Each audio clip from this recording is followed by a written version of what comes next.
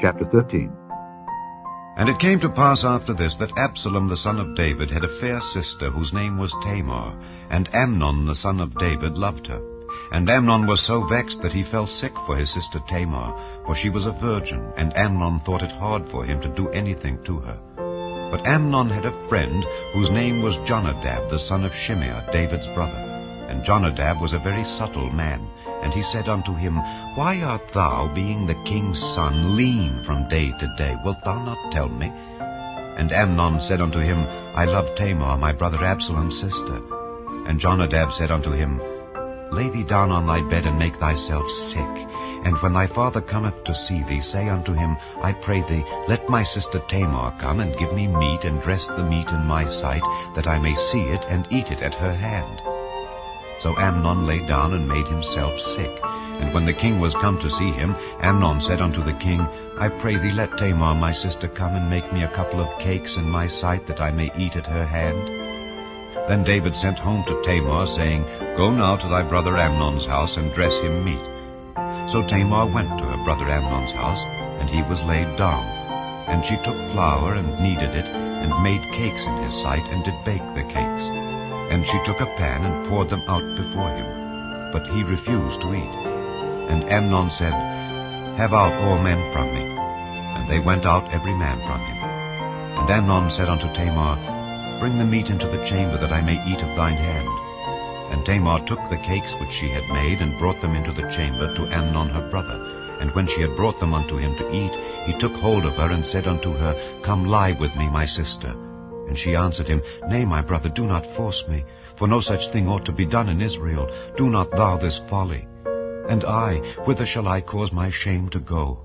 And as for thee, thou shalt be as one of the fools in Israel. Now therefore I pray thee, speak unto the king, for he will not withhold me from thee. Howbeit he would not hearken unto her voice, but being stronger than she, forced her, and lay with her.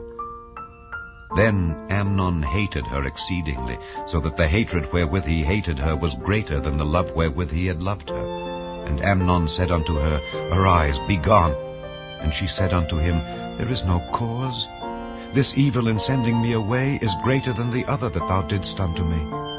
But he would not hearken unto her. Then he called his servant that ministered unto him, and said, Put now this woman out from me, and bolt the door after her. And she had a garment of divers colors upon her, for with such robes were the king's daughters that were virgins apparelled.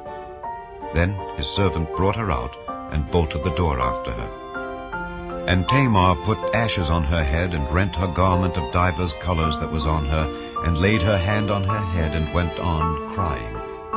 And Absalom her brother said unto her, Hath Amnon thy brother been with thee? But hold now thy peace, my sister. He is thy brother, regard not this thing.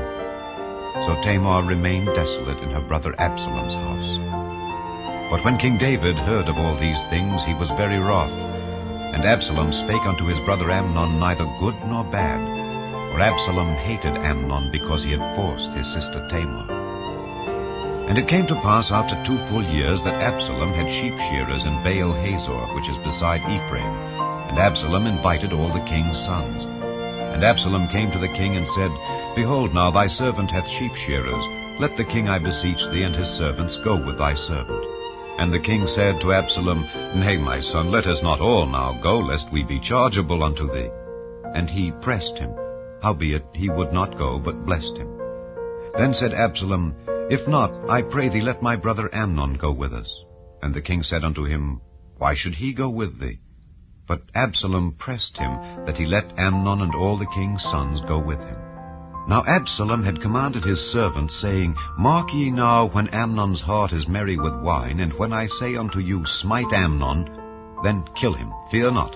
Have not I commanded you? Be courageous, and be valiant. And the servants of Absalom did unto Amnon as Absalom had commanded. Then all the king's sons arose, and every man gat him up upon his mule, and fled. And it came to pass, while they were in the way, that tidings came to David, saying, Absalom hath slain all the king's sons, and there is not one of them left.